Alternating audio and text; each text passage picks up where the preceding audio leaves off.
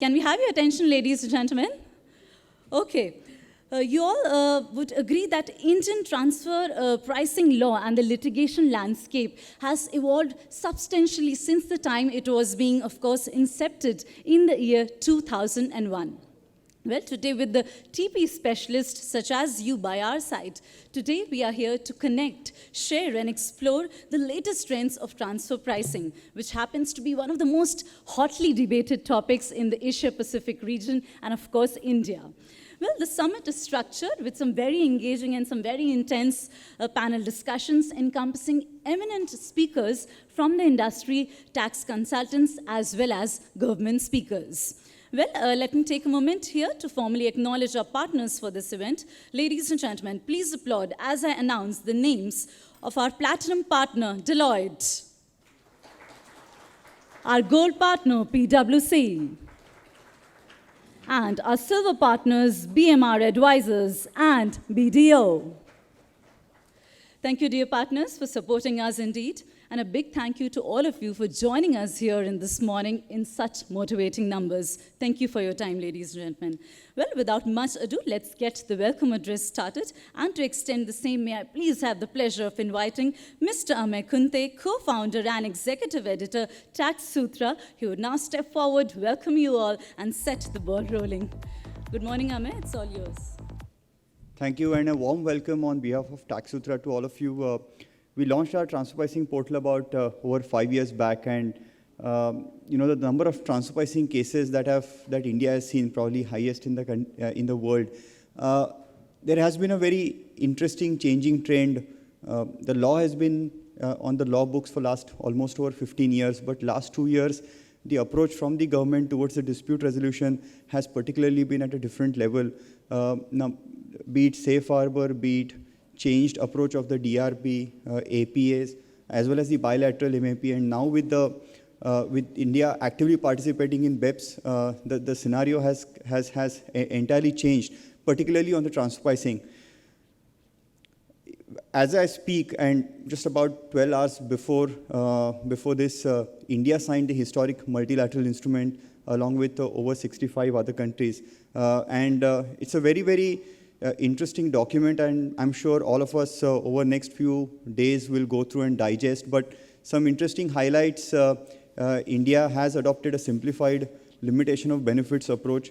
There are a few interesting watch-outs, particularly on Article 9.2 and the permanent establishment, which are relevant for our today's session. Very interesting, again, we saw a country like Germany has not notified India yet, so that will have an impact on the cross-border transactions. So, again, very interesting times.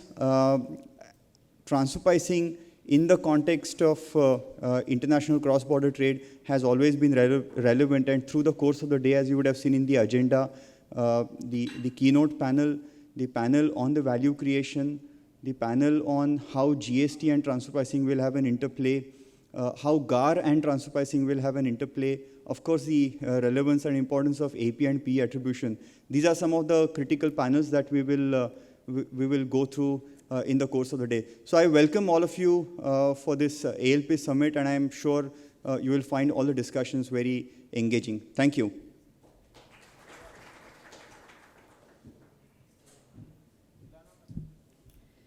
Thank you, Amey. Having said that, let's get into the conference mood.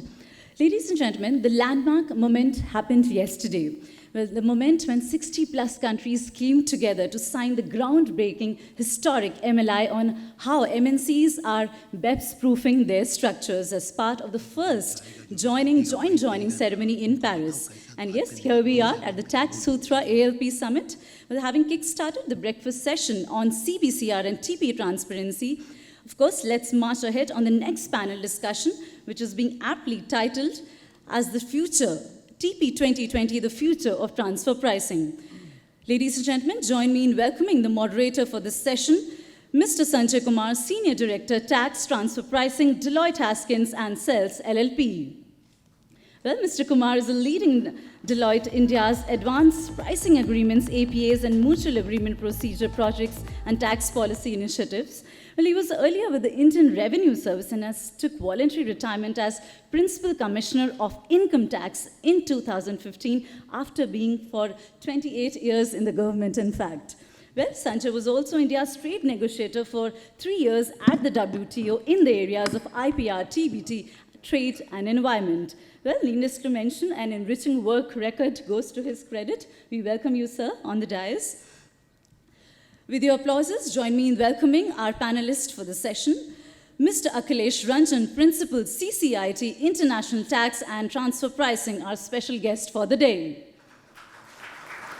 May we also invite Ms. Bela Sheth, Mao, GM Projects, Shell India. Join me in welcoming Mr. Visheshwar Mudigonda, Deloitte Haskins and Sells LLP. And also may I invite Mr. Naveen Jain, Head Taxation from Vedanta Limited. And on that note, may I please request Mr. Arun Giri, co-founder and group editor from Taxsutra, to please introduce our special guest. As is known with Akhilesh ji, he's handed down a very brief 3-line memo to me for his introduction. I could go on and on for around 10-15 minutes at least, but I'll keep it short. Akhilesh ji is a 1982 batch IRS officer. He's held various positions in the income tax department, including joint secretary in TPL, tax policy and legislation, in foreign tax division, and he's most importantly, he's led India's charge on BEPS. I think he joined, I still remember over 3 years back when he just took over in the foreign tax division. That is when India had just entered the BEPS project. The BEPS project was just announced, and Akhilesh ji was in the thick of things, and he's been in the thick of things over the last 3 years. And I think when Mr. Pascal Amange came to the OECD tax policy director, he came to the Taxsutra conclave last year, and he couldn't, regret that he couldn't join us today. He was extremely caught up in the MLI signing yesterday. He tried his best to deliver the keynote, but I'm sure he will, make it up for us with a special address later. But when he came to Delhi last year at the conclave, he mentioned that Akhilesh ji has played a key instrumental role, in shaping India's position on BEPS. And I think, more importantly, anyone who's interacted with him will find that he's been able to persuade and convince others to also accept several of India's positions at the world stage. If there is anyone who can deliver a tough message in a soothing manner, that's Akhilesh ji. Akhilesh ji, we are really grateful for you having me here. Thank you so much. Thank you, Arun, for doing the honors. And with that note, may I please request Mr. Kumar to please take charge. Sure. A very warm welcome to all the participants here, and a very warm welcome to the panel here. And we have, as the organizer said, it's a very erudite and very experienced panel, and we'll make full use of that. And we'll also, we have a considerable amount of time at our disposal, almost like 90 minutes. And so we'll have a number of questions, and I would encourage towards the end for a number of questions from the panel, from the audience, so that they can make full use of the panel. We are, as you have all learned, that we are standing today on the momentous occasion when MLI was a multilateral instrument which is implementing the BEPS actions, was signed in Paris yesterday. While 65 countries were part of it, and they submitted their covered tax agreements as well as their reservations. One notable exception, as was mentioned by Amia, was that the India-Germany treaty did not bring the Article 9.2, which basically means that the bilateral APA and the MAP proceedings, particularly on the transfer pricing, will not happen. That, I think, is a little bit of setback because there is a lot of investment from Germany. The BEPS, this MLI will bring a lot of changes as it will unfurl. You will have a hybrid, Action 2, which is coming out that harmful tax practices. Then you will have Action 6, which is basically the tax you know, the tax treaty shopping and other things which will not be there, which will be taken care of. Then there will be changes in the permanent establishment and the map, which is Action 14. So these are the 4 big areas which will be covered in the MLI, and that will be part of the first 17 articles which will be there in the MLI. So overall, as it will unfurl, there will be a lot more debate, and there will be a lot more learning, there will be a lot more understanding required for all these things. But to kick off, and as Arun mentioned, we have Mr. Akhilesh Ranjan, who has been at the forefront of, who was at the forefront of these negotiations, and he has a considerable experience, not only as a competent authority, but also in his previous job as a Joint Secretary TPL, and now as Chief Commissioner International Taxation. So we will ask him to give a little bit of idea on that. But before I do invite him, let me start with the introduction of the panel. We have Vish, who is leading the transfer pricing practice in Deloitte, and is a very, very experienced, almost like 23, 24 years of working on transfer pricing and related subjects, including, I think, the general tax also. And Vish is a very soft-spoken person, but he's also, very erudite, and many times the suggestions that he gives to the taxpayers amazes me also, because at times you may be thinking in a particular direction for business development or something like that, and Vish has a very different take on that. And that, I think, is a very important part of his personality, that is very open and is very, he does not say something just because it's required to be stated. And Vish, welcome to the panel. We have Mr. Naveen Jain, who is the tax head of Vedanta Group, one of the multinationals, with an Indian origin, of course, Naveen.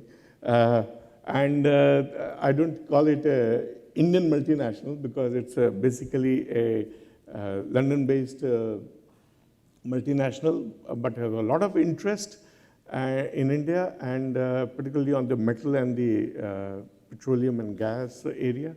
And he has a considerable experience in transfer pricing and in tax-related matters, and is a chartered accountant by profession. So welcome to the panel, Naveen. It's a pleasure to have you here. I've already, we all know Mr. Akhilesh Ranjan, so let me move to Bela.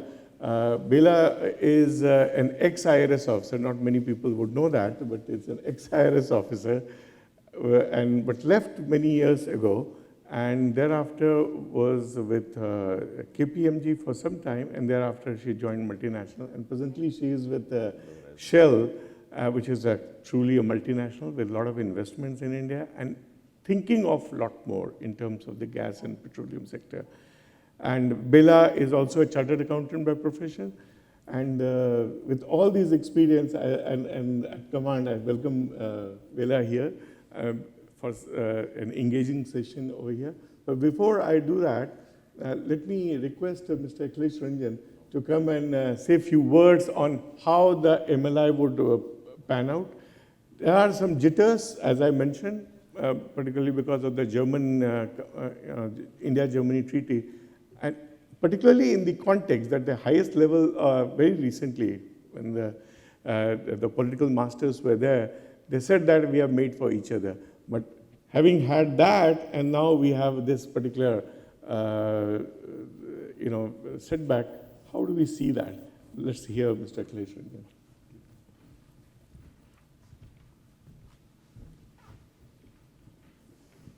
Thank you, Sanjay, for all the good words and the welcome, and a very, very good morning to all of you. It's always nice to be back in Mumbai, and especially when the monsoon has just arrived, it seems, and this Bombay seems very lovely at the moment. So great to be back here for some time, and nice talking to you. Willis, I wasn't really prepared for many comments on the MLI, because I thought that this is a TP conference. But then, yes, that's the major event which has happened yesterday, the signing of the MLI. I think one shouldn't really put too much emphasis on what reservations have been given by countries at the moment. These reservations, many of them could be provisional. For example, India's positions that have been expressed are provisional in nature. They are not the final positions. Because it all happened very, very fast. You know, the MLI document was ready sometime last year in November, and thereafter countries haven't really had the time to examine all the issues, all the gamut of their treaties. For India, for example, we have about 100-odd treaties, 95 treaties, and to see how the MLI clauses would impact which treaty is a very, very laborious task. So I think countries are still examining things. On the 9-2, yes, Germany has always had some issues with map. They have I can tell you that they have the largest map inventory in Europe or in the world, in fact. And map has always been a concern for Germany. I've been extremely sensitive about it during our discussions in the BEPS project on Action 14, on other actions. Germany has always taken a very cautious and always a very reserved stand on resolution through map. So again, as I said, I wouldn't really put too much weight on what has been expressed by Germany at the moment. I think there's a long way to go. Let's see in the next 5-6 months what happens. MLI, of course, I think it's an innovation. It's something which was not thought of as possible 3 years back. When we started the BEPS project, there was a lot of skepticism as to how can you ever have a multilateral instrument. And yes, so there were problems. There were problems while agreeing on the initial structure of the MLI itself. I was there till quite late in that stage where we had to modify that structure many times to take into account the fact that people or countries need flexibility. Now, how do you put that flexibility into the MLI and at the same time try to achieve the objectives of BEPS, which we wanted all countries to sign on and modify their treaties through the MLI. So it was an extremely big challenge to draft that. The present shape does look a bit cumbersome, but it looks complicated.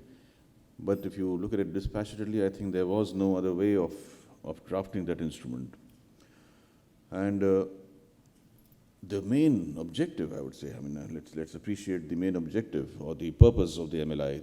The main objective was that there are certain treaty-related measures recommended in the BEPS project, and we should not, if we wait for countries to bilaterally change their treaties, this change is going to take decades, and it may not even happen in many cases. So the main purpose was to give a platform for people who want to adopt this route as a faster way of modifying their treaties. So it wasn't something that we expected all countries to jump in and sign everything, and without reservations. We knew that countries would give reservations, would have their own positions, but wherever possible, where they feel that there's something that can be agreed to, this is something which can be done in a month's time. I mean, it's straight away to two countries signing and get to an agreement. So that's the main purpose of this MLI and the main benefit of this instrument. It's there, it's open for people to sign on, and it offers a wonderful alternative to the whole bilateral process of negotiating these positions. So the future will tell us how the MLI unfolds, but I think it's something that holds a lot of promise.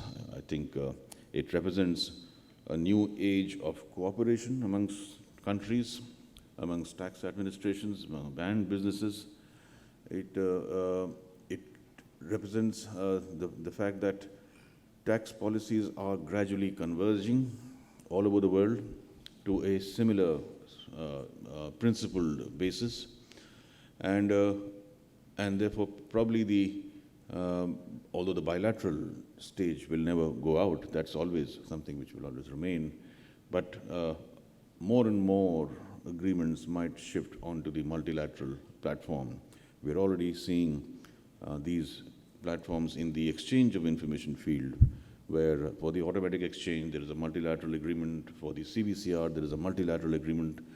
All the new initiatives in the world where countries are converging are being put into effect through multilateral instruments. So this, I think we must look at the MLI with expectation and with hope and with promise. Thank you. I think that's what I have to say on MLI. Thanks.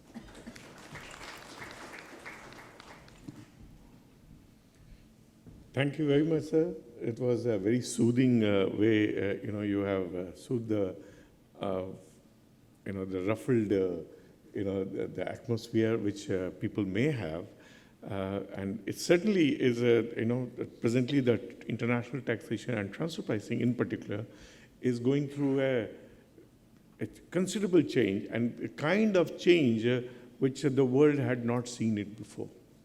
We had some bit of trade harmonization when WTO was set up. That was in 1995. But in tax world, something like that, when people have started converging on various ideas, one of course was when the OECD took the initiative of bringing the multilateral, the tax treaty convention, followed by UN, which was followed only subsequently, and then the transfer pricing guideline. So there has been some convergence, but BEPS is bringing a lot more on the table. There is a lot more information going to be exchanged. There's people are, something which is not being seen, not being agreed earlier by any country. So of course, so the humanity, if I can say, is moving in a particular direction. And there is a little bit, somewhere there is some integration taking place. And we need to recognize that. But coming back to India, and it's very important to understand and deliberate on what is going to be the future. So we need to look into the crystal ball and start thinking what is going to be there. Of course, we are also going to think what is the present status. And to discuss that, I would invite Bela, if you can say from your perspective, what is the current landscape of transfer pricing? Let's concentrate on that. And what do you see will happen in future? This is real crystal ball gazing for us. But so, for now, I think we do have some good news to say that the aggressiveness that we've seen in transfer pricing is coming down. The tax authorities, government have been saying that we'll be more taxpayer friendly.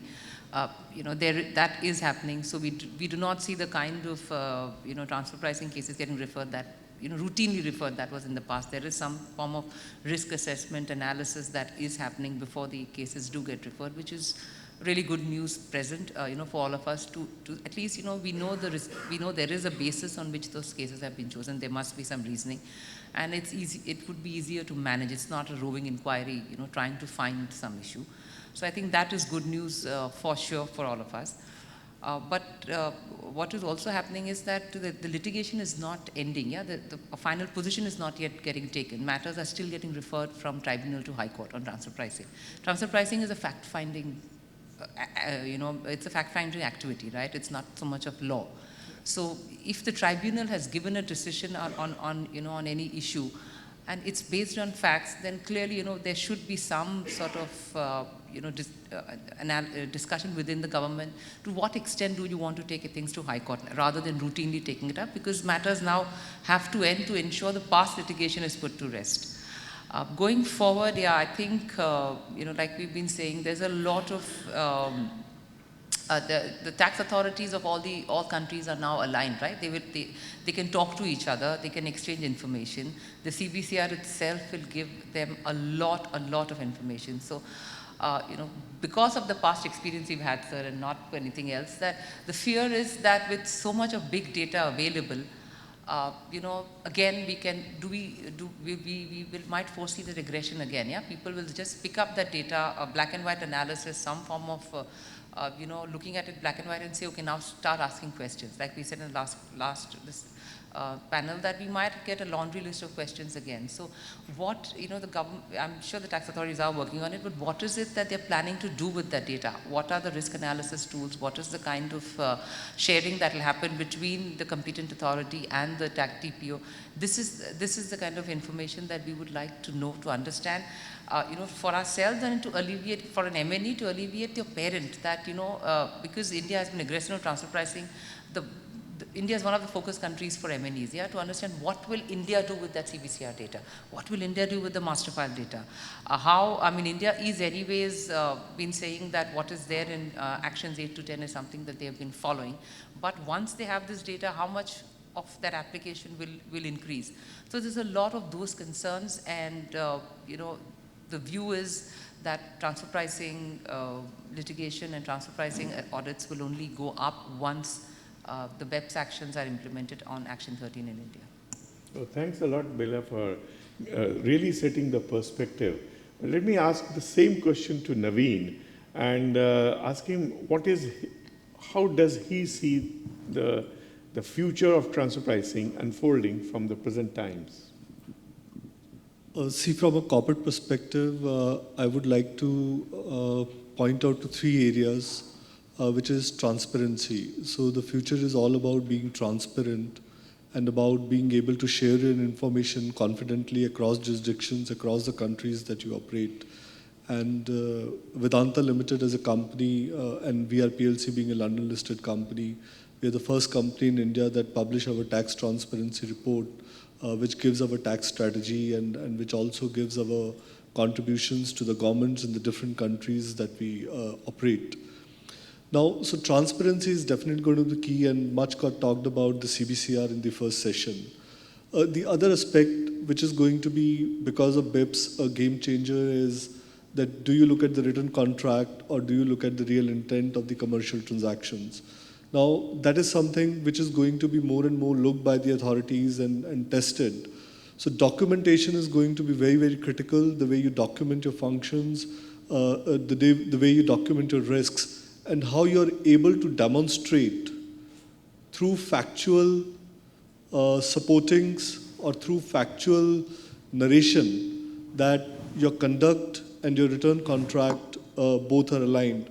And I would like to refer to the Chevron decision which came in April sometime by the Australia, whereby the way you look at the intercompany loan transactions, where the loan was given, which was not a secured loan, and the Australian tax authorities re-imputed the rate and said the interest rate is not at arm's length, because in a commercial world, nobody would have given the loan to a related party without a parent company guarantee. Though they didn't go into the aspect, what that guarantee fee should be or should have been imputed or not imputed, but they recharacterized and the attributes of the loan and the transfer price around that. Now, all those aspects, the way it gets examined and the way it unfolds are going to be very, very critical. And then there comes the litigation. Now, India, in any case, there have been a lot of disputes on transfer pricing, and we have been, those positions, UN manual very, very crystal clearly gives the India positions, whether it is on the location savings or whether it is on the intangibles or the attribution part.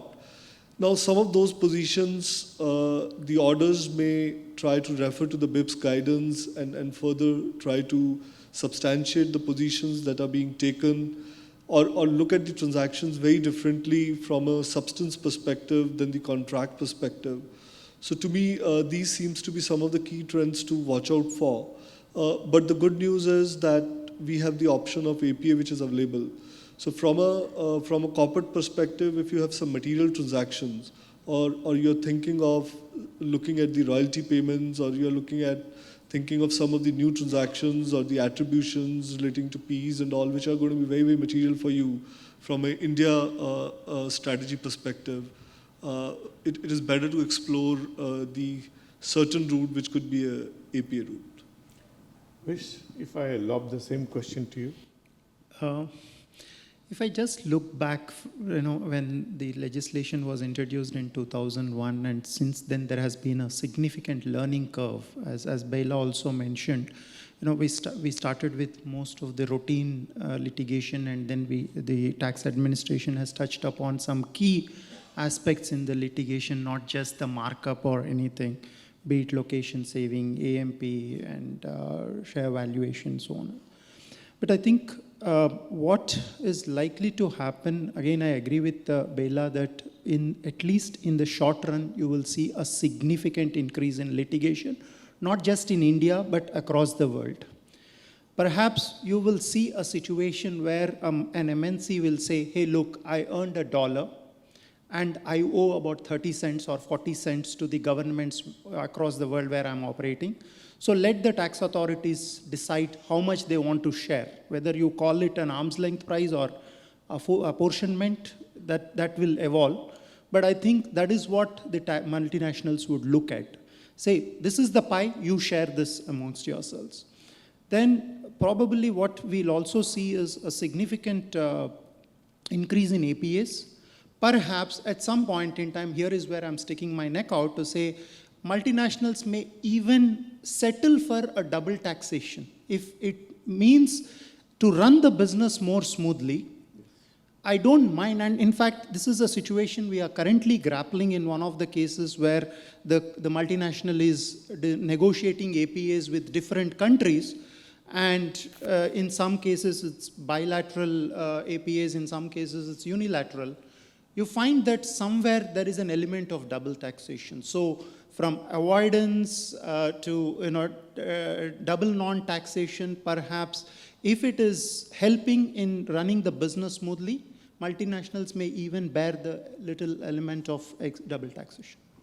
So tax is always sticky, right?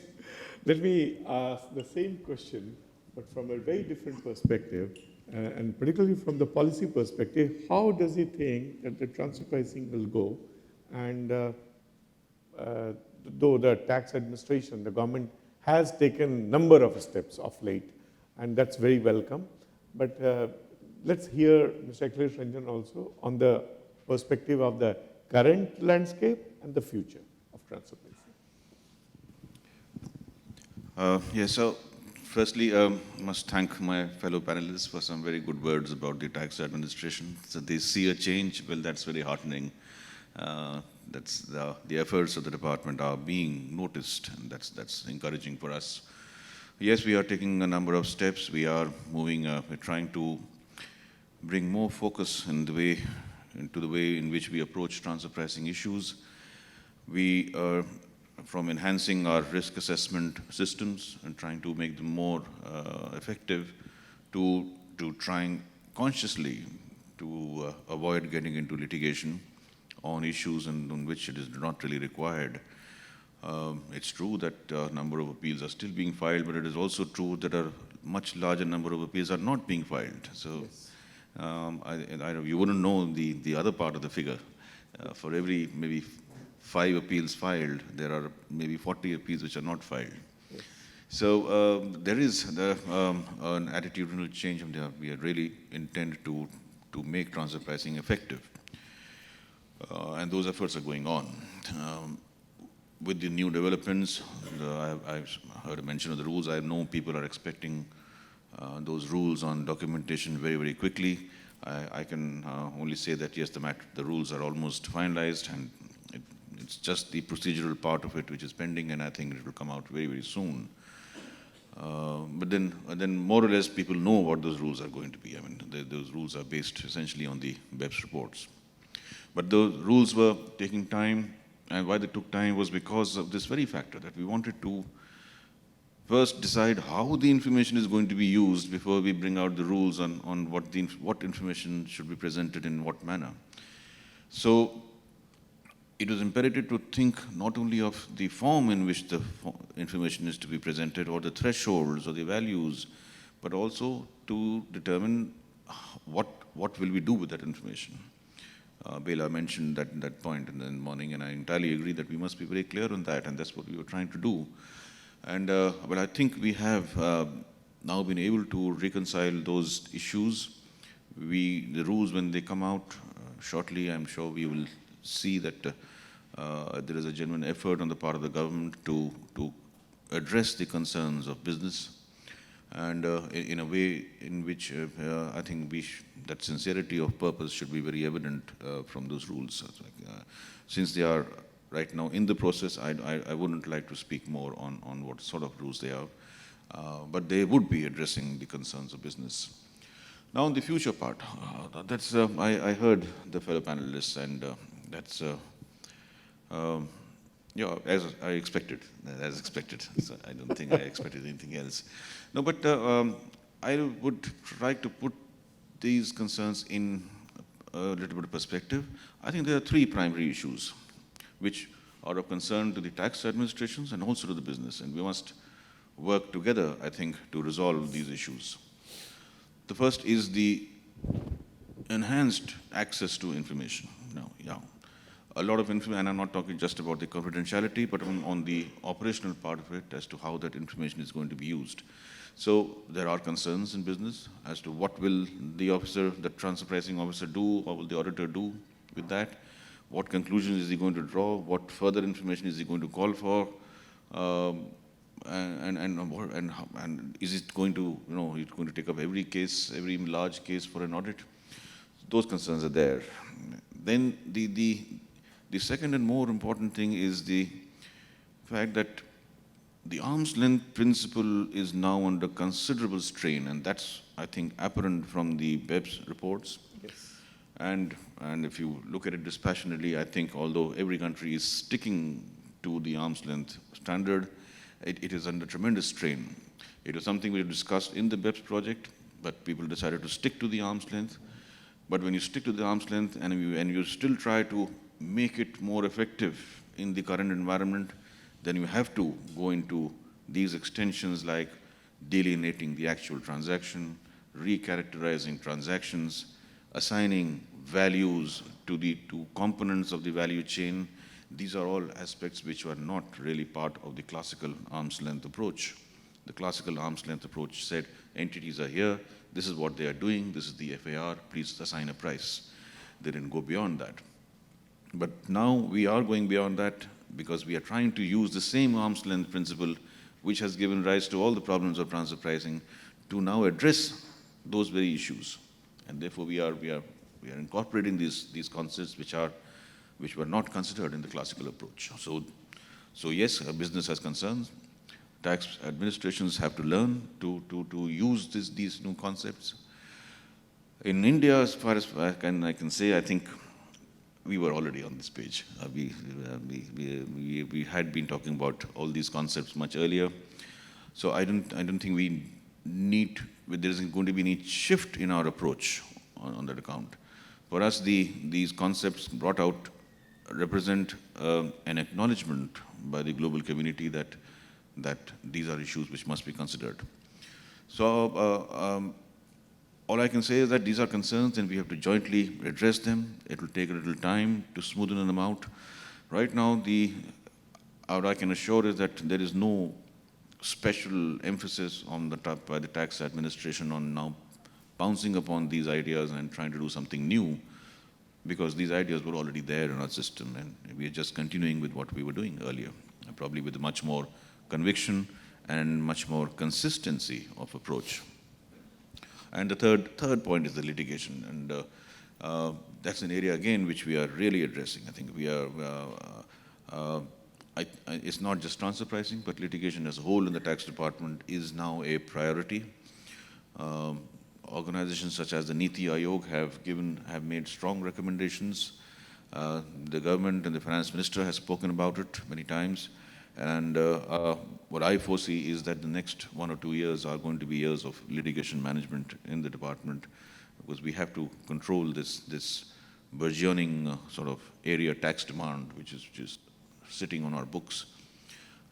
There are many, many factors. We can't really blame the tax officers for filing appeals. We have to also think of the delays in the judicial system.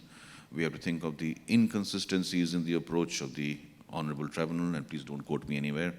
So, but then, yes, there are questions of fact, but if three benches on the same set of facts give three different approaches, then there is a question of law emerging from that. That's our problem out there. Why is there inconsistency in that? So these are issues which have to be sorted out, and we have to find ways of doing that. But those are the three areas I think we have to work on. Thanks. Thank you very much. In fact, the last point that you mentioned is I would want to delve on that a little bit more. And one of the key issues that everybody struggles with is to find the certainty and predictability. Typically, this would mean a similar economic activity should bear the similar tax outcome. This is probably the hallmark of the matured and the modernizing tax administrations. And as if I can take the hat of the Secretary TRC, which was my last role, we did delve a lot on that. And so let me ask Vish on this, that how do you think the government should bring out that kind of certainty and predictability?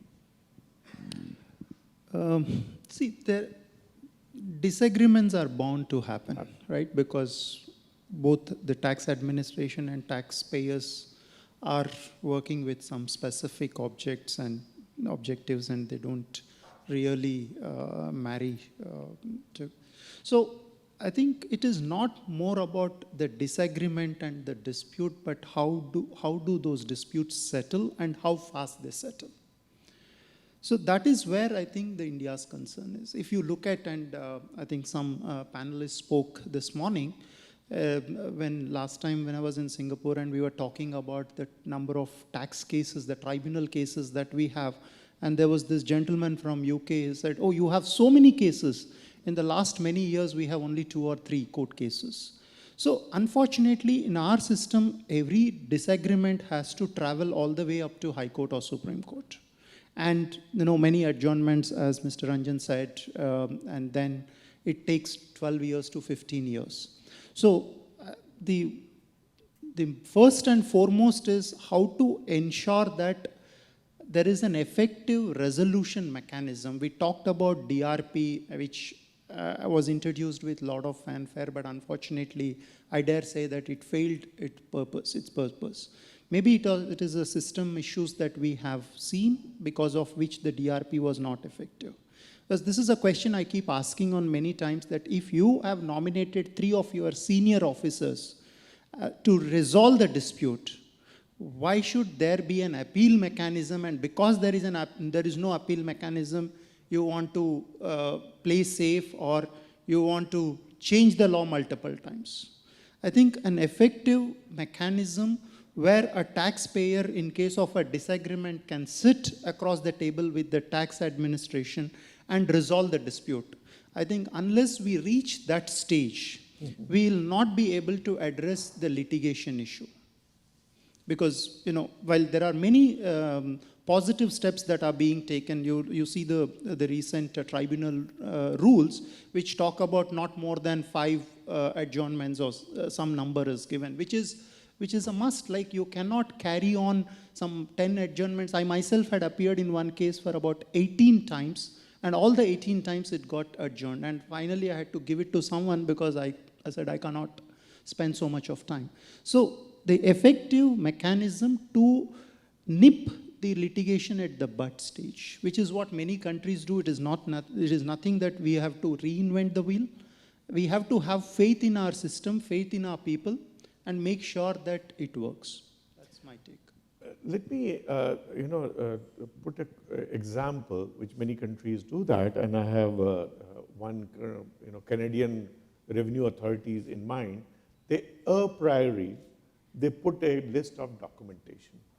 I am referring to this. I take 2 examples: royalty and intragroup services, because this is one area where lot of adjustments have taken place for the simple reason that the TPOs don't find it that the benefit has been arrived at and whether there was a need. On both the issues, there are a lot of questions. And typically, the many matured tax administrations have come out with a list. And normally, if I take the example of APA, they do mention such lists, and the taxpayers comply with that. Can something like this be an effective way to bring predictability and certainty? And this, suggestion I want to put to Mr. Akhilesh Ranjan to give his perspective on that. And what are the, this thought process must have been with the government also. And, but why they did not do that? Or why, what's the difficulty in doing something like that? No, there are, as I said, there are several ways of approaching Yes. This prevention of disputes and getting more tax certainty. Now, we have already taken steps in some directions, the safe harbor, the APA, the advanced ruling. Systems have not worked for their own peculiar reasons, but then the institutional framework has been there. Those issues have to be addressed separately as to why they are not functioning in the way that they should, or the DRP is not functioning in the way that it should. The institutional framework is certainly there. Now, this concept of a priori sort of agreement that if you give this, and if this is okay, then nothing further happens. Well, I think we have, in fact, been considering an approach of a private ruling system. The only issue which comes in out there is that it is completely opposed to the present system, the legal system that we have. Unfortunately, as very rightly pointed out, every tax adjustment has to travel into the appellate channel. It cannot get settled at the administrative level. That's how the system operates. That's how the law is. And any attempt to break away from that creates many problems in other laws and in other ways that the government says that they are wary about going into that area. So, but it's an idea and it's a thought which is very much there. It's being considered very actively, and I think many more initiatives, including the likes of private rulings, might come in the years to come. Yeah, good that you mentioned the private rulings. One of the recommendation of the TARC was that why advanced ruling is so legally oriented process to be done by a Supreme Court judge, then you have 2 members, and then the whole thing is very, very time consuming. And a lot of investment is required from the taxpayer point of view. And typically, in many cases, we all know, it has taken longer than so it blocks certain investments. The taxpayers are not able to come. And if you see the case of Australia, they have it as part of the tax administration, not that as a separate one. Okay? Is there thinking that you mentioned about the private ruling, on the same context, can the advanced ruling be brought into that? And presently, the advanced ruling, there is no chairman of the advanced ruling for considerable period of time.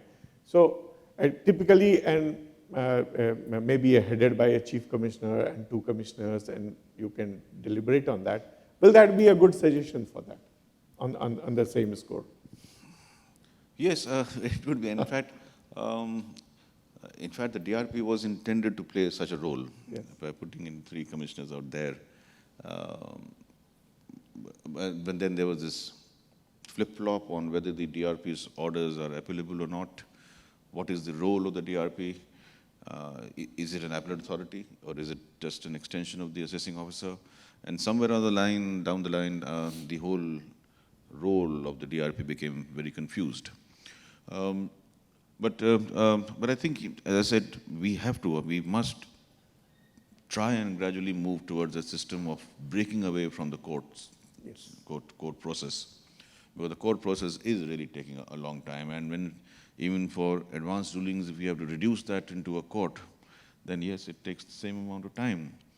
So then we have rules governing that, and the current position where the amendment by the Finance Act 2017 now required that the vice chairman has to act as a chairman when the chairman is not there.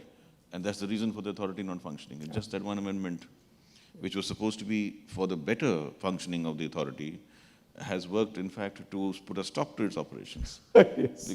because that's the law, and you can't go against the law. You can't go against it. Yes. So these are systemic problems. We have this very nice phrase from the government. It says legacy issues. I think these are legacy issues. That we have inherited this system, this legal system, that everything must have a due process of law, and must be backed by a legal provision somewhere, and must go through this appellate channel.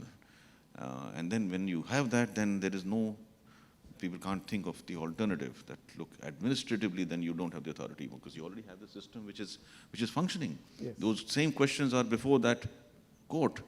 It is in that process. Now, how does an administrative authority take a view which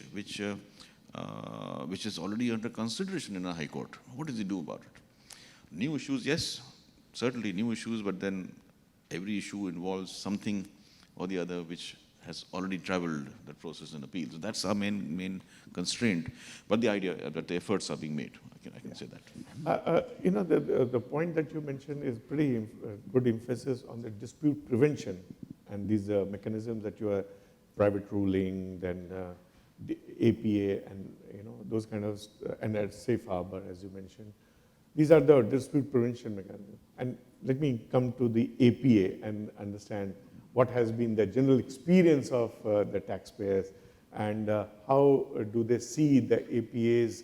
Has it really benefit? Because if you see the number of APAs which have been signed, I think 156 or 157 and counting every day, because they are being signed. So I think it has been a very successful program of the government. And if I compare that with China in about 10 years has signed about 135 or 136 APAs. India has gone past in 4 or 5 years itself. So they have done tremendously well, and I don't think more than 2 or 3 tax, the businesses or the applicants have withdrawn their application. So the number of withdrawals are also very low. So typically the taxpayer, though maybe a long negotiation or maybe a short negotiation, has been able to sign. But having said that, let me get the perspective from Naveen on this. Naveen, you have Right. Thanks, but before that, I would like to make one point that, there are a lot of amnesty schemes which come in the tax, say on the black money, and, after this Supreme Court decision on anti-tax, a lot of states have that for these kind of transpricing arrangements where the dispute is on the markup, if you offer this markup and settle this amount, there are going to be no interest and no penalties, and all the litigation on that stands closed. So that's one of the thought processes, which could be radical thought processes to significantly reduce the litigation and maybe recover the amount which are trapped in ongoing litigations. The other aspect that we as a corporate believe that you struggle is on some of the matters where we are ready to settle and we want to end the litigation and we don't want to get into litigation. We don't get that, legal framework to go and do that, because nobody is willing to take that decision because the matter is either subjudiced or is in dispute or is in legacy. So can we put that kind of framework? Because CBDT is the apex body. DRP may not be able to decide, but if DRP takes a view on a particular issue, and they say on this legal issue we're going to take this view, and CBDT as an apex body aligns on that, with the chairman of CBDT signing off on that position, then it can be rolled out consistently across all the jurisdictions as an internal note that this is a position. So you mean to say something like a guidance note or something being issued from the CBDT? Maybe on a particular position. that on this position, the CBDT position is like you did it for FIIs, Matt on the FIIs. So if you have more such kind of notifications on some of the regular stuff or some of the regular litigations, whereby even the department assessment is there is a low probability of winning in the appellate proceedings, why not do that? So I think those are, this kind of reduction of the litigation needs some of the radical thoughts, both on the side of the corporate and both on the side of the government to look and settle, which is a kind of a win-win situation. And I think an amnesty scheme could be a very good answer when we can commit for the black money. This is the actual money which is trapped. So why don't you declare and, get away with it? So given having said that, we believe APA is a very good platform, and for one of the transactions, we are really examining that to file that APA, and that's one of the very good ways to get certainty. And MAP comes in when there is already a dispute, but that's more proactive, and if that helps you get certainty in the next 2-3 years for a transaction which is going to be much more long term. I'm very confident of, as a corporate, going for an APA, and the experiences that I've heard from some of my fellow colleagues have been very, very good as a part of the APA. Though APA have been focused more on a particular set of transactions, and they haven't ventured into some of the complicated or intricate transactions, and they have been more around the markups and some of the other stuff. But a very good initiative and a very welcome initiative. Is that the same feeling you share, Vela? Yeah, definitely. So when the APA program was announced, we actively looked at areas where we could get 9 years of certainty. Yeah, that was the hallmark. And what Vish said is we even went with a little bit of double taxation because of that certainty.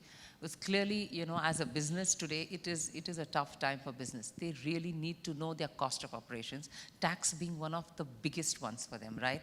So if you look at tax from that perspective, that's the cost of operating in a country, you want a certainty. You know how much all your other costs are going to be. You can take a very good view of it. But when it comes to tax in a country like India, it could go from 0 to 100 and it could just move, right?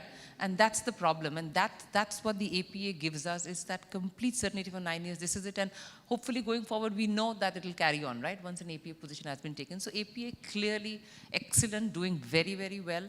And my suggestion to sort of even reduce the burden on APA is bring the safe harbors down to the APA levels. Why don't we just do that? You will see a number of APAs getting withdrawn and safe harbors being accepted, because we don't want to go through that process. If you're giving us the APA level, in all these easy cost plus kind of cases, if the APA level are coming to safe harbors, why would you and I want to go through safe harbor through APA? And why only count 9 years? Yeah, because now be, with the certain decisions of the courts, can go there on, exactly, certain litigations are also getting resolved with the APA outcome. Yeah, so if the safe harbors can be used, because that is something the department can do on its own. It doesn't need any other external authority to bring it down to a reasonable level where I will see half the pendency of the APAs will go away if you get a reasonable safe harbor.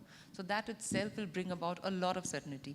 And on your question of the a priori, at least if you cannot give certainty that if you submit all this, we will not audit you, at least give us a list of documents that need to be submitted across the country for that issue, especially intergroup charges and royalty and a couple of these kind of issues. Give that list and say, if this is the kind of information we have, then it will satisfy, these two issues about whether the service was received and whether there was a need and it was used for business in India, right? So at least have a ready document list which you will be required to be submitted. Today, what taxpayers are doing, each of them is taking their own view, right? Like we submitted some 14 box files, sir. 14 box files for 1 year on management charges, and the DRP still confirmed the addition by the TPO. Okay, 14 box files. So I'm saying, tell me what you need, right? Tell me what you need, we will give it, but at least we should, if you don't want to agree upfront that if you give me all this, I will not audit you, that's fine. But at least give me some idea, I'll put it in my TP local file and give it to you on day one. So with all this exasperation, the APA is coming out to be a good mechanism Yeah, to do that. APA, but again, the pendency is so high, right? So we need to do something Okay, to address yeah. that pendency. It's In a great APA. exercise. In the APAs, for the Which easier I ones. think with the two commissioners coming, that will get resolved. And the government is looking at it very, very APA carefully. definitely is working extremely well, no doubts. Wish I have a slightly different take on this. Okay, and nothing to take away the credit of the officers, and I myself have been part of many APAs which were negotiated and were filed. But if you look at the number which you said is, we beat China in that particular area. But, why so many APAs? The simple question is because we don't have an alternate dispute resolution mechanism. If you look at the dispute prevention mechanism, sorry. So if you look at the number of cases, again, IT is predominant number because that is the industry which bear the brunt of the aggressive audits. But again, if you look at, we are all constrained with resources. Right? And so is the tax administration. Why do you want your officers to spend time on APAs on simple matters? In fact, this was the request at another forum when we had Mr. Kamlesh Varshini, that since you people have seen so many transactions in ITS space or in management charges or royalty to some extent, not that significant, come up with a kind of trickle down that learnings to the TPOs. Come up with some sort of guidance notes both for the taxpayers and the tax administration to say how we will conclude those cases. Those simplified matters, if you can restrict in a very simple manner to and leave those to the better judgment and hands of the TPOs, then the APS can actually focus, and it is the need of the hour. If you look at once the BEPS kicks in, there will be much more complex matters. And whether it is tax administration, for the sake of repetition again, tax administration or taxpayer or tax consultants, we are all constrained with resources. Wish, I did a little bit of analysis and I found that this year's filing is more on the manufacturing sector. This year's filing is also on slightly more than the earlier years on bilateral APAs. So the trend is visible. It's not come to that we can make a complete distinction on the APA filings, but if you see the trend, that is actually happening. So what you mentioned is actually playing out in the reality. And this year with the MLI having been signed and a lot of information sharing would happen through the CBCR, etc., I think that the complex issues will start coming in the APA, which is where I think your suggestion was. Let me move to the another area, which is the audit selection. And I think the government did come out with an instruction 2016, and they said that we are moving from a turnover-based audit picking to a risk-based audit selection. Now, in that, talking straight again about the certainty and predictability, many countries do give, not the method, not the exact parameters, but they do give certain idea as to how the audit selection will happen. The instruction was very detailed and not many cases have been picked up, but we would still want to hear from the panel that how is it seeming to be and where they think it will be in the next year. Let me come to Bela to start with, because I heard you in the previous panel saying something on the information exchange, etc. And that's why I lobbed the question to you first. So on the audit selection, as I just started and said that, we clearly are seeing a change in the basis, and we're really seeing more focused, more focused areas being looked at and referred to. But again, there's one criteria that we are finding very difficult to reconcile is with when there are intergroup charges, you accept it in the hands of the company that is providing the service. You say, yes, the service was provided, but in the hands of the receiving entity, you say there was no service provided.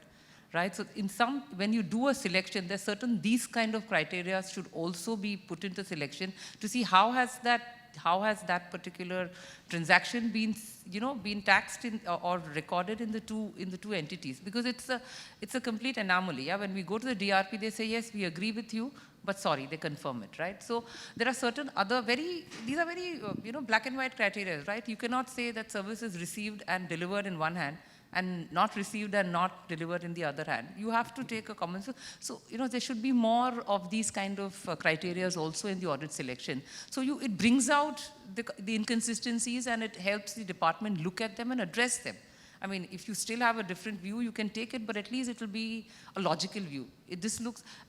Going to a head office and trying to explain this is very difficult. Right, telling someone, look here, you assessed to tax in one hand, but you've not been giving relief in the other hand. So I think there is more in the selection criteria that can be brought in to make it, more efficient, the criteria. There's definitely a better criteria now than it was in the past. And as we go on with the CBC, and Sir himself has alluded, with more data coming in, this risk analysis will have to get more robust. It will have to get more robust. It will have to look at how the data will get analyzed, and as Sir said, that's the whole concern about why the rules have been delayed. So if there is more refinement at this level and some best practices which are available, as you have said, across the globe, if they are also used, it will bring that certainty that we're looking for. It will bring a consistency that we've been, the department is grappling with different tribunals providing different views. We ourselves don't know something in Bombay, something else in Bangalore, some third view in Delhi. So it's a consistency that all of us want for. The department wants, we want. So a lot of this can get addressed by even imbibing best practices that are available.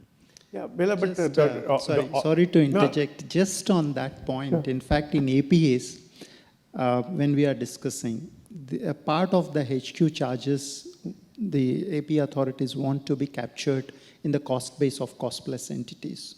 So we ask the same question, but on one hand, the TPOs question any intercompany charges, whereas in APA, there is a demand to include that cost, identify and include that cost, just on that consistent. So lots of inconsistencies around that intergroup charges, yeah. So, in fact, I was coming to you, Vish, and but let me also put the perspective that the audit selection happens at the central place. Then the cases get selected, and it's the risk-based selection is not only based on the filing that you make, but also based on certain information which is coming into it, and then the two gets matched, and then if there is a kind of higher risk, the case gets picked up. That's how I would understand, and that's how it happens another way. Now you are working on a platform where you have a good perspective on how many cases got picked up, what kind of cases got picked up, because you have a visibility across the spectrum. What is your take on the new process which has been put in place, and where do you see that is going to be in the next few years? I think, again, Bella mentioned about it. We are seeing a significant drop in the number of cases that are being picked up. That's healthy. Yeah. That's healthy. Yeah, absolutely. In fact, people say, as a consultant, then it's loss of business. But be that it, because I'm looking at a bigger picture. When you are presenting the country as a more hot destination for investment, your business would grow as even for consultants. But, in fact, I have even experience of cases where there has been an adjustment in the last year, but next year it's not picked up. So those instances are also there. There's a lot of positive moves. But perhaps one area where, if I just want to respond and think about, look, what Australia is doing, we have been referring to the other countries also. Recently in mid-May, Australia has come out with similar risk-based guidelines for intercompany financing-related transactions based on Chevron ruling, which Naveen mentioned, where they had identified the critical factors which give rise to risk from tax administration perspective and giving weightages to each of those elements. So there is a scoring that is done. Are you borrowing in a country where you have a lesser tax rate and lending it to a subsidiary which is in a higher tax jurisdiction? So where is the tax escaping in the process? So like that, there are several, I think 12 or 18, maybe I don't remember the number of parameters correctly, but they have given so many parameters and said how the risk weightage, it is an illustration, but then you know as a multinational, if you are doing an intercompany financing transaction in Australia, under what circumstances you trigger that risk and you invite audit. Perhaps that will also help the multinationals to prepare better or prevent those transactions if they think that, they don't want to avoid. It can be organized differently. Absolutely. I think that kind of guidance perhaps is, and again I go back and maybe people may not like it. All my sympathies are to the TPOs because the number of cases they handle and the postings happen at the last minute. But at the same time, I think they need to be empowered more. If we want to move into a system to reduce or prevent litigation, they need to be empowered in a, whichever way. I know the system-related issues, but in a particular manner. Yeah. Sir, your perspective on this, on the audit selection. Yes, Sanjay, I think this is one of the principal areas where we are working on at the moment, because as I mentioned earlier, the prospect of getting more information, of more and more information coming in, and also the fact that our resources are thin. You just mentioned out here that the workload with each officer is high, so we have to use the resources in an optimal fashion. We can't expect the government to keep on expanding the scope of the tax transfer pricing network. So for all these areas, it is the most important area for the tax administration. Now, the instruction has come out, yes. The instruction makes it clear that there will be a risk-based selection of cases and that there will be no further selection. Yes. So those are the two primary things it says. Yes. And we wanted this idea to sink in first. Just say that doesn't matter whatever has happened in the past, but if it has not been picked up, it will not be picked up. So that's a pretty, big relief to the tax. But then we are also aware, as you just pointed out, that there are also aware that many cases which should have been picked up have not been picked up. Yes. That is always the grouse of the tax department. So no, he's right actually, because I can, pull my experience that many times you find that certain cases, which is a glaring auditable case, has just moved out. And thereafter to pick up that case is a Herculean task. Under the Indian law, does not yes, permit it doesn't. just to pick up that case in the subsequent years very easily. Yeah. So our emphasis right now is on trying to refine those parameters. There's something wrong in this process of selection. Okay. We are trying to fix it. Obviously. I mean, this is an iterative process. Yes. This is not going to happen overnight. No country has been able to fix their risk parameters in one go, be it a US or HMRC or anybody. So this is an iterative process, and the risk team keeps working on it, keeps debating on it, looking at the risk area. So this is a kind of process which will happen. And I take that point actually, because this is but this is certainly a fantastic initiative, and most of the modern tax administrations are doing it, and it was high time that India also does that. Yeah. So it's a good initiative in that respect. There's a long way to go. We have to refine that, and yes. I think, but then it might result in more intensive transfer pricing audits. So it's not that we are relaxing anywhere. It's going to be more intensive, but that's the effort. So that is my next issue, which I would want to raise, and one is about the talent pool. Particularly now with the BEPS implementation, the emphasis is going to be on the DEMPI analysis. The emphasis is going to be on the value chain analysis. One, these are very, very intricate, and till now I don't think whether the OECD or any international body has come out with a kind of guidelines which can be adopted easily, and if they are there, it's very complicated. We do not know how the analysis will happen. Now, and then I also want to talk about the talent pool in that respect. How trained are they? Nonetheless, we all, as an IRS officer, we always prided ourselves on the best of the talent coming to the government pool. But nonetheless, the issues of training, retraining, getting the new issues, the kind of new thought which has been lobbed across internationally, which is available, tons of materials to read, how many would be able to keep up with that?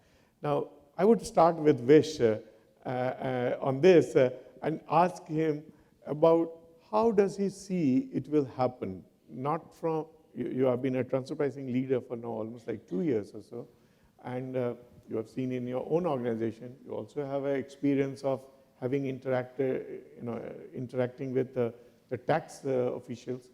How do you see that will pan out in the real space? If I just move away from tax TP and look at from a talent perspective, that is No, where the question is on the talent. Absolutely. So that conversations when I think we talk about in private organizations, we talk about Gen X, Gen Y, millennials, how to keep them engaged, how, are they, how they are different from the previous generations, where a person, in fact, I have a girl in my team, one day she came and said, oh, I spent 3 years in this organization and it's too long and I'm too comfortable, so I want to change. I said, why?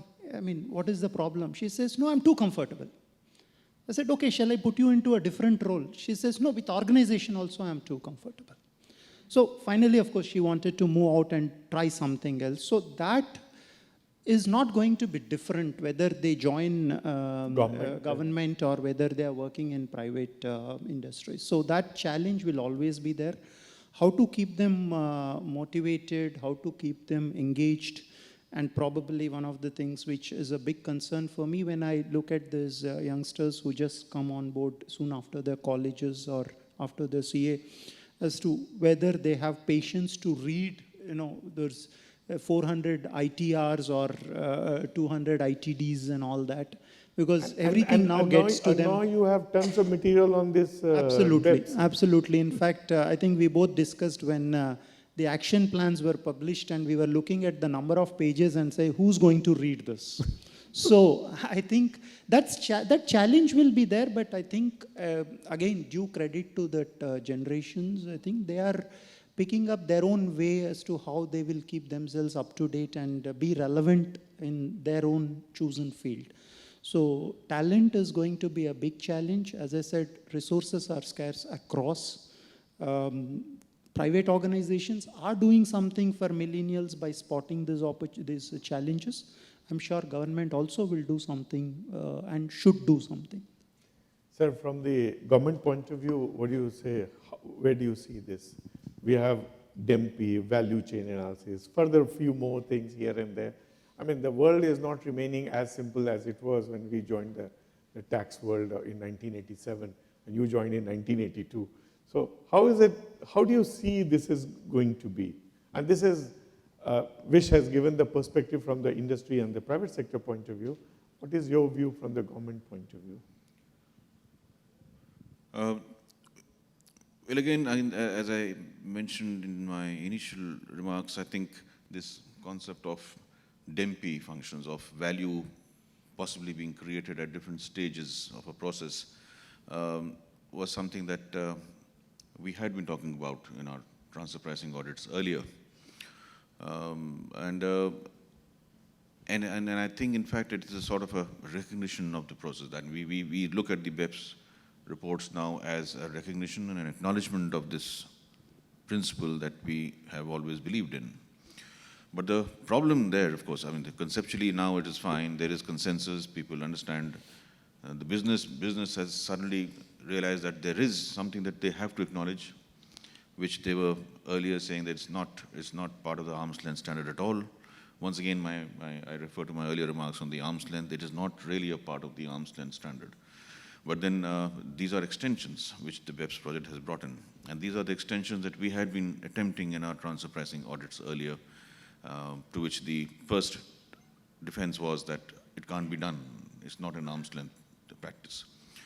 But now that there is a consensus, it's something that people have now learned to accept, that yes, this is the way that things are going to happen. But the problem remains of assigning the value, and then that is an area which, again, we have been trying to look at ways of analyzing different situations.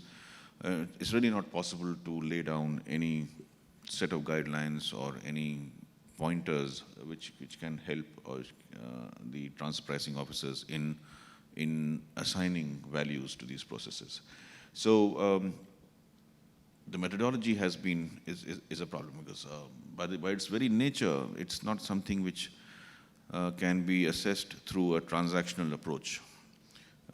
Then we go into profit-oriented methods, and the application of those methods becomes more difficult.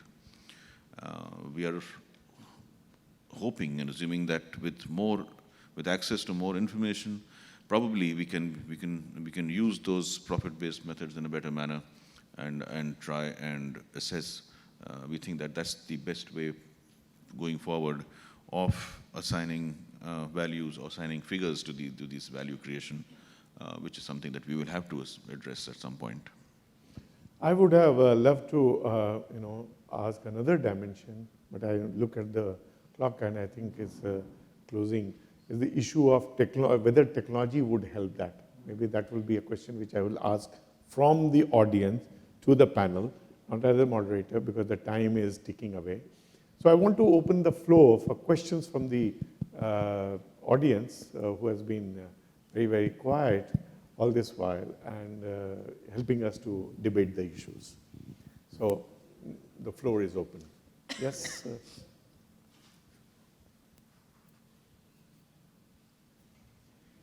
introduce yourself and the organization. My name is Jimmy Spencer. I represent Chemtex group of companies in India.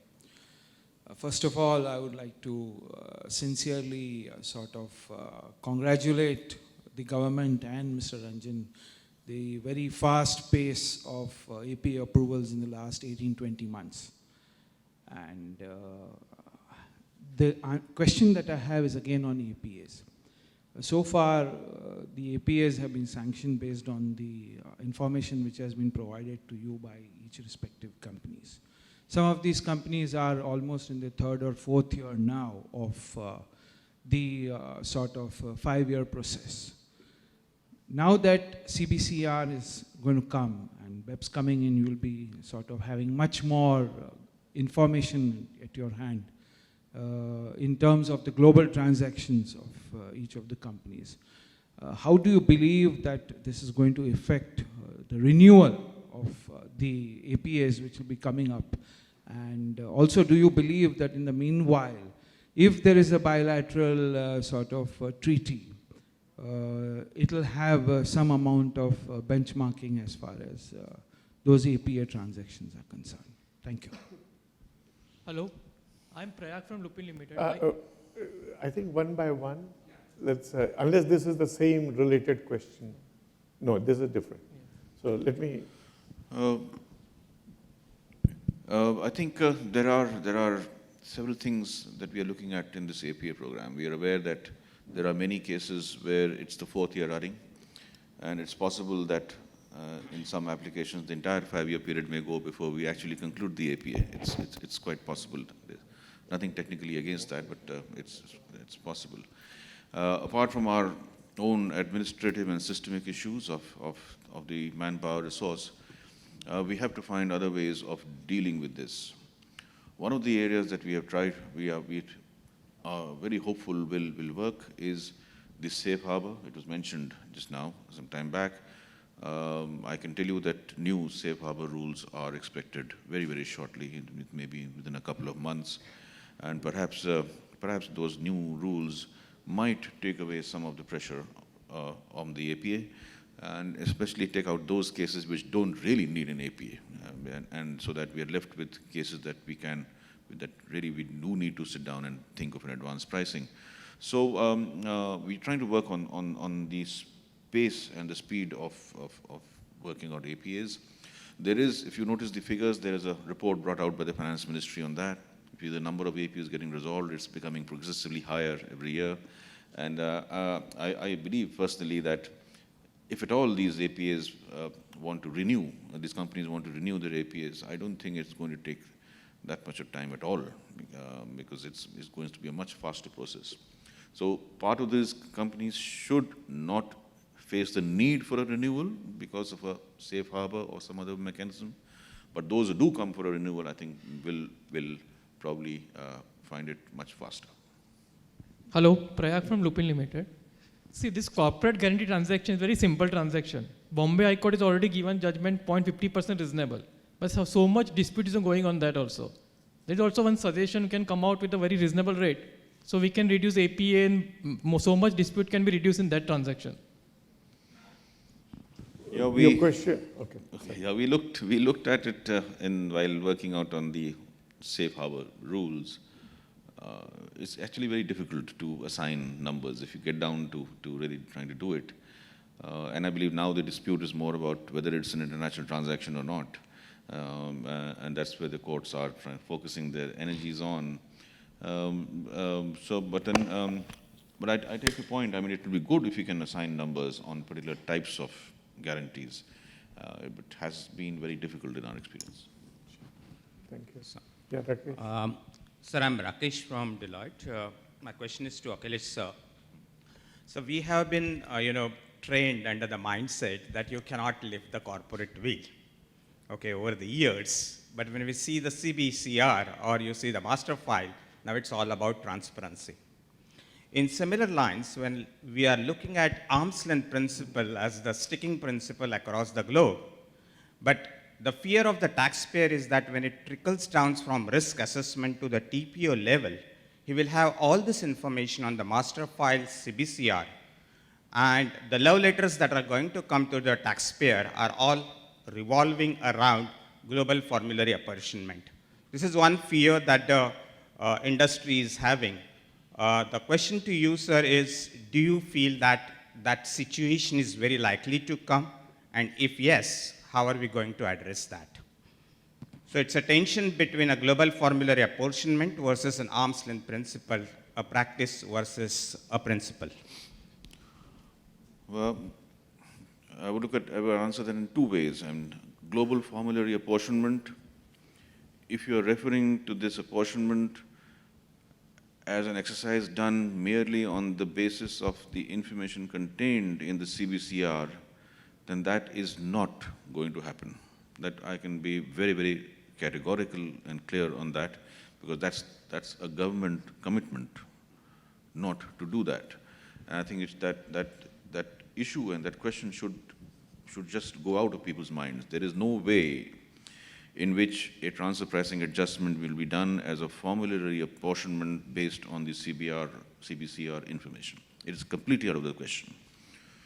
Now, perhaps with the help of this information, the tax auditors or the transfer pricing officers do come to a conclusion that a profit-based method is the most appropriate method. Well, then that'll be something which will be based on the facts. And I don't say that won't happen. I mean, that can certainly happen in many cases. I personally believe that we are cases where there are DEMPI functions, where there is a question of value chains. Even other normal transactions are all becoming so complex. More and more elements are entering these simple transactions that possibly we may be using profit-based methods more and more. But I wouldn't call that global formulary apportionment.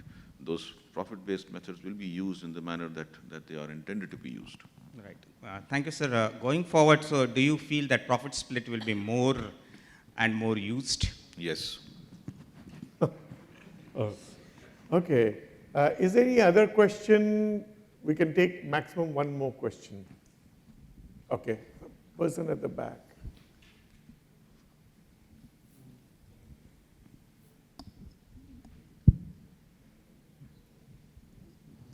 Good morning. My name is Sunil Kothare. I am from the financial services sector. The question that I have in mind is in determining the approach basis CBCR assessment, will the government frame guidelines to ensure that as a result of whatever apprehensions or otherwise, there is no driving out of economic activity? And this is particularly important for the services sector. For hard goods, distribution, manufacture may be required to be set up in India. But for services which are in today's world seamless, economic activity could be easily driven out from India, away from India, and the cost advantages that we earlier spoke about might not necessarily survive beyond this decade.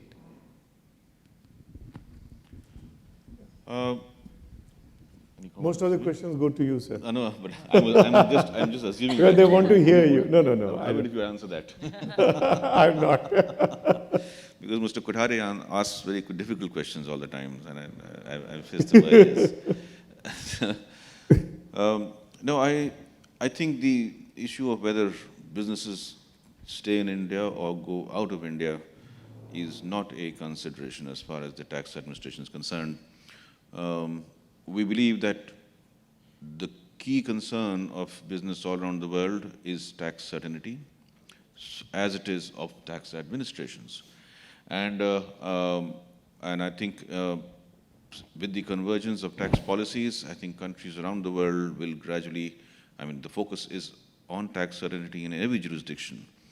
I do not think that taxpayers should now be planning to look at tax effectiveness in that form. And secondly, if by tax certainty they mean exemption from tax, that's a difficult thing to achieve. Normally, my interaction with taxpayers has been that that every circular of the government, every guideline has some points to be clarified. There is a lack of clarity here, there's a lack of clarity there. The clarity can come only when there's a one-line circular say that this income is hereby exempted from tax. And that's the only way in which clarity can come in. So probably we can't really come up with that level of certainty and clarity. But then I think business will take their own decisions, and they have the right to do so. And I don't think by shifting jurisdictions, they would be better off or worse off in many ways. Thanks, sir. I think that you summarized it very well, that taxes have to be paid. Taxes, and there is no hiding place. But the questions that we talked about is about the current landscape and the future. And in that context, we looked at the tax certainty. We looked at in that context, also the dispute prevention versus resolution. We debated quite a bit on that. We also discussed somewhat in detail on the audit selection and how it will pan out in future. Thereafter, we moved to the talent, and we had a perspective from the private sector side. We also had a perspective from the government side. And the challenges are there. Tons of material to be read, to grasp, to implement is not going to be easy on either side. So with that word, I think I leave the conference open for the people to debate on these issues in the subsequent sessions. And I thank the panel for their incisive comments and putting their experience and their thought behind it. And I thank each member on the panel here, from my side as well as from the side of the organizer, that it was a lovely interacting with you. So with that, I think we hand over to the organizer, and that's about it, sir. Thank you very much. Give a big round of applause. Thank you very much, sir. Well, rightly pointed out by him, it's not going to be easy. Thank you, Mr. Kumar, for chairing it out perfectly, and thank you, panelists, for adding to our repository of knowledge with those critical inputs. A round of applause while they pose for a group photograph on the stage. So we request you to please take the center stage. We'd like to thank our special guest, Mr. Akhilesh Ranjan. Thank you, sir, for joining us here, Ms. Bela, Mr. Visheshwar, and Mr. Naveen.